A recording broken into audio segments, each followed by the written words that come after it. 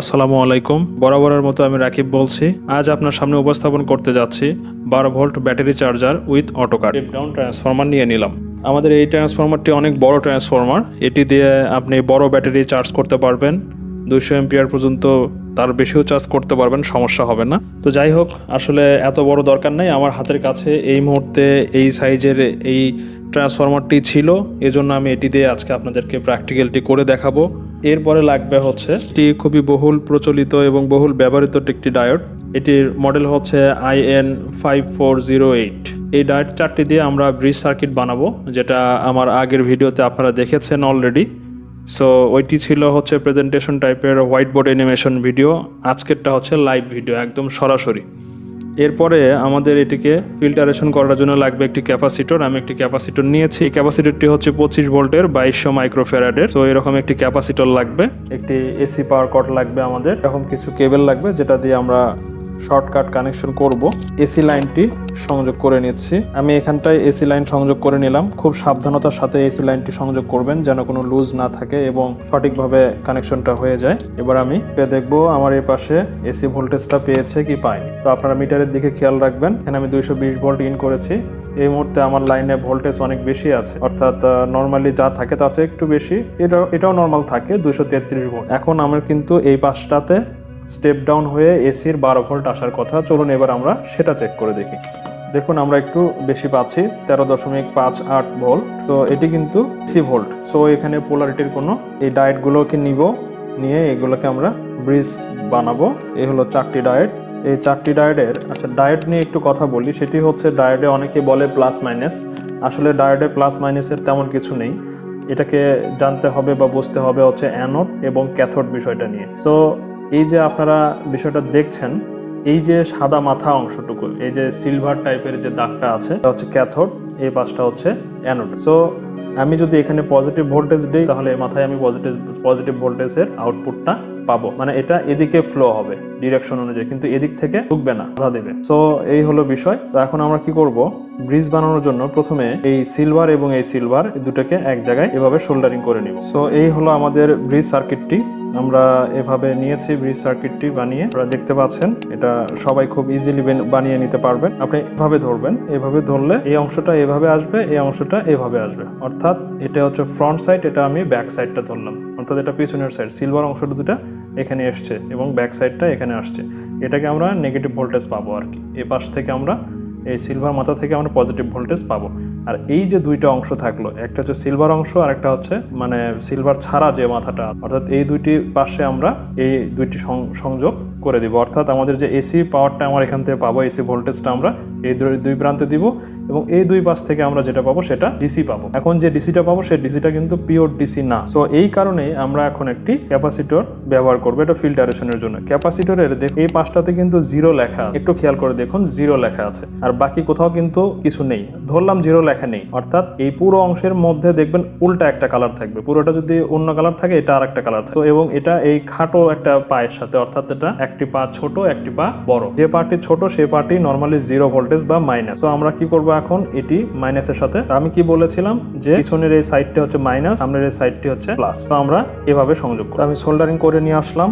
আপনারা খেয়াল করে দেখুন, এখন এই যে সাদা অংশটার সাথে প্লাস অংশ আছে, সামনের সিলভার অংশ আর ব্যাক সাইডটা এভাবে আছে। অর্থাৎ আমি যদি এভাবে ধরি তাহলে কিন্তু আমার এই সাইডটা মাইনাস, এই সাইডটা প্লাস, আর এই দুই সাইডটা আমরা এখন এই দুইটি পাওয়ার কানেকশন করব। আমরা যে ট্রান্সফরমার থেকে স্টেপ ডাউন 12 ভোল্টেজ পেয়েছি, সেই 12 ভোল্ট এসিটি আমরা এখন এই প্রান্তে এবং এই প্রান্তে সংযোগ করে দেব, অর্থাৎ এই দুই প্রান্তে সংযোগ করে দেব। সো আমাদের সংযোগ হয়ে গেছে। এই যে দেখুন আমি রিভিউ করছি, আমার এসি এ পাশে 220 ভোল্ট এসেছে, আমার 12 ভোল্ট স্টেপ ডাউন হয়ে এই ডায়োডের এই মাথায় এবং এই মাথা, অর্থাৎ ব্রিজের যে দুটো এসি ইন সে পাশে এসেছে এবং এই দুই পাশ থেকে আউটপুটটা বের হয়ে যাবে। অর্থাৎ আমরা কি করেছি, ডায়োডের এই 0 অংশটা মাইনাসের সাথে সংযোগ করেছি এবং প্লাস অংশটা ফ্রন্টের সাথে সংযোগ করেছি। এবার আমরা এখান থেকে যেটি পাবো সেটা পিওর ডিসি পাবো, যেটি আমরা অটোকাট সার্কিট আছে, অটোকাট সার্কিটে নিব। অর্থাৎ আমরা এখানে প্রথমে এসি টু ডিসি করলাম, এই ডিসি কে নিয়ে আমরা এখন অটোকাট সার্কিটে দিব। অটোকাট সার্কিট থেকে ব্যাটারিতে পাঠাবো, অর্থাৎ ব্যাটারি যেন ওভার ভোল্টেজে নষ্ট না হয়, ওভার চার্জে নষ্ট না হয়, এই কারণটার জন্যই অটোকাটটা লাগানো এবং ব্যাটারিতে যখন ভোল্টেজ কমে যাবে সেটা যেন আবার আন্ডার ভোল্টেজ বা ভোল্টেজ বেশি কমে না যায়, একটা সে খেয়াল রাখবে। অর্থাৎ ভোল্টেজ কমে গেলে অটোমেটিক এটি চালু হবে এবং ভোল্টেজ বেশি হয়ে গেলে, চার্জ ফুল হয়ে গেলে অটোমেটিক বন্ধ হবে। সেই অটোকাট নিয়ে এখন আমরা কাজ করব। অটোকাট সার্কিটটা যখন কমপ্লিট হবে, সেই অটোকাট সার্কিটটা আমরা এই দুই প্রান্তে সংযোগ করে দিব। এরকম 12 ভোল্টের একটি রিলে লাগবে, যেটি 12 ভোল্টে সুইচিং হবে। লাগবে হচ্ছে এরকম একটি ট্রানজিস্টর BC547, যেটা আপনারা দেখেছেন, 10K ভেরিয়েবল রেজিস্টর। ইন্ডিকেটরের জন্য এলইডি বাল্ব, এরকম আরেকটি এলইডি বাল্ব লাগবে। 3.3 পর লাগবে 1K রেজিস্টর একটি। এই হলো এই কম্পোনেন্টগুলো এখন আমরা সংযোগ করব। প্রথমে আমরা যেটি করব সেটি হলো যে এই যে ট্রানজিস্টরটি আছে, এই ট্রানজিস্টরটি আপনারা দেখেছেন, এই পাশেরটা কালেক্টর, মাঝখানেরটা বেস, এই পাশেরটা ইমিটার, অর্থাৎ এখানে আমরা গ্রাউন্ডের সংযোগ দেব। সো সেই জন্য আমরা কি করব, এটিকে এই অংশে আমরা এখন সোল্ডারিং করে ফেলবো, অর্থাৎ এই পিনটাতে আমরা সংযোগ করে ফেলবো। এখানে এটা সংযোগ করে দিলাম। এই দুইটি পাশে আমরা দুটি এলইডি বাল্ব লাগিয়ে ফেলবো, অর্থাৎ একটি আছে এনও, একটি এনসি, অর্থাৎ এই দুটির সাথে আমরা দুটি বাল্ব সংযোগ করে ফেলবো। এখানে আপনারা একটু খেয়াল করুন, এটি হচ্ছে আমি প্রান্তে, অর্থাৎ একটি কয়েল প্রান্তে এটি কানেকশন করেছি এবং এনও এবং এনসি যে দুটি প্রান্তে আছে, দুটি প্রান্তে দুটি এলইডি বাল্ব সংযোগ করেছি এবং কমন দুটি প্রান্ত, অর্থাৎ যে দুটি প্রান্ত অনেক ছোট খাটো যে দুইটি লেগ, সেই দুইটি লেগ এখানে সংযোগ করেছি। আমাদের কাছে যে 1K রেজিস্টরটি আছে, এবার আমরা এটাকে এই প্রান্ত থেকে সংযোগ করে এই পাশে নিয়ে কমপ্লিট করব সংযোগটি, অর্থাৎ মাইনাসের সাথে সংযোগ করে দিব। তাহলে আমাদের রেজিস্টরের কানেকশনটি আপনাদের কাছে এখন পরিষ্কার। সেটি হলো যে আমার মাইনাস প্রান্ত থেকে একটি রেজিস্টরের এই প্রান্ত এসে এই যে ইমিটারটি আছে, ইমিটারটির এই লেগের সাথে সংযুক্ত হয়েছে। এখন আমাদের এই রেজিস্টরটি কানেক্ট করার সময় এখন আমরা এটাকে কানেক্ট করব। তাহলে এটাকে আমরা বলেছি এর আগে যে মাঝখানের যে প্রান্তটি আছে সেটি মাঝখানে সংযোগ হবে, অর্থাৎ মাঝখানের সাথে মাঝখানে সংযুক্ত হবে, অর্থাৎ এখানে শর্ট হবে। সোল্ডার করি। এই হচ্ছে আমাদের অটোকাট সার্কিট। এই সার্কিটটি আপনাদের সামনে এখন রিভিউ করব। আমাদের একটি 12 ভোল্ট ডিসি রিলের সাথে BC547 এর যে ট্রানজিস্টরটি যুক্ত করেছি সেটার কালেক্টর, বা আমরা যদি ধরি এটার ডান পাশের অংশটা এখানে সামনের থেকে এখানে লেখা দেখা যাচ্ছে, বাম পাশেরটা আমরা এই জায়গাটাতে সংযোগ দিয়েছি, যেটি কিনা এই রিলের কয়েলের একটি প্রান্ত, মাঝখানের সাথে এটার এই 10K ভেরিয়েবলের মাঝখানের প্রান্ত সংযোগ আছে।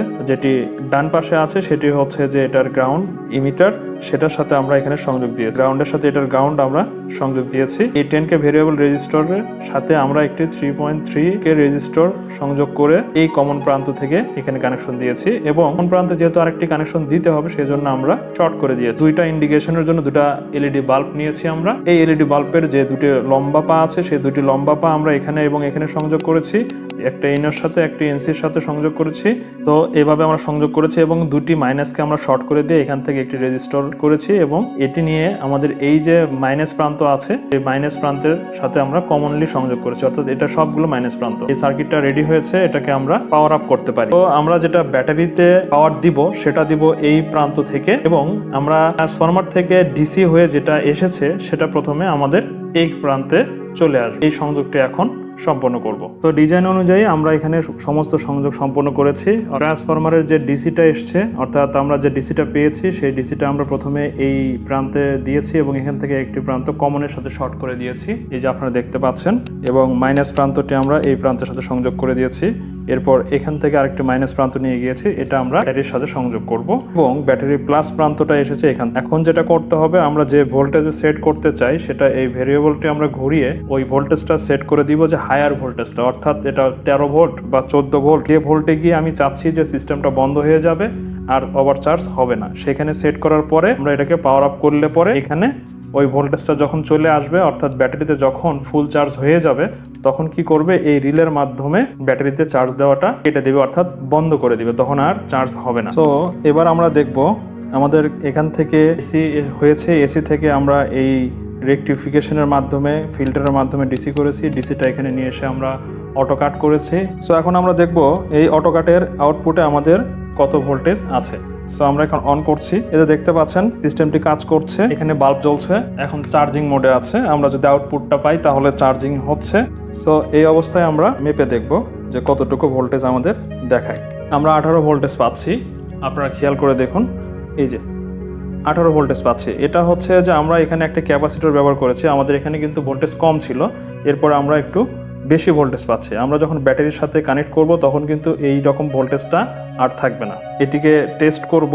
টেস্ট করার জন্য আমি বলে রাখি, আমাদের যখন চার্জ হবে তখন নীল কালারের বাতিটি জ্বলবে এবং যখন অটো কাট কাজ করবে তখন এই বাল্বটি জ্বলবে। অর্থাৎ এই বাল্বটি জ্বললে আমরা আউটপুট এখানে দেখতে পাবো না মিটারে, এবং এই যদি নীল বাল্বটি জ্বলে তাহলে চার্জিং অবস্থায় আছে, তখন আমরা আউটপুটটা দেখতে পারবো। এখন দেখুন এই অবস্থায় চার্জ হচ্ছে, আউটপুট পাচ্ছি। আমার এটি যখন আমি যখন আবার এখানে বাড়িয়ে দিচ্ছি তখন কিন্তু এটা কেবল থাকতেছে এবং আউটপুটটা পাচ্ছি। এই যে দেখুন কমে যাচ্ছে, এই যে দেখুন এখন কিন্তু লাইনটি আর নেই, অফ হয়ে গেছে। আবার যদি ব্যাটারিটার ভোল্টেজ কমে যায় তাহলে কিন্তু আবার চলা শুরু করবে।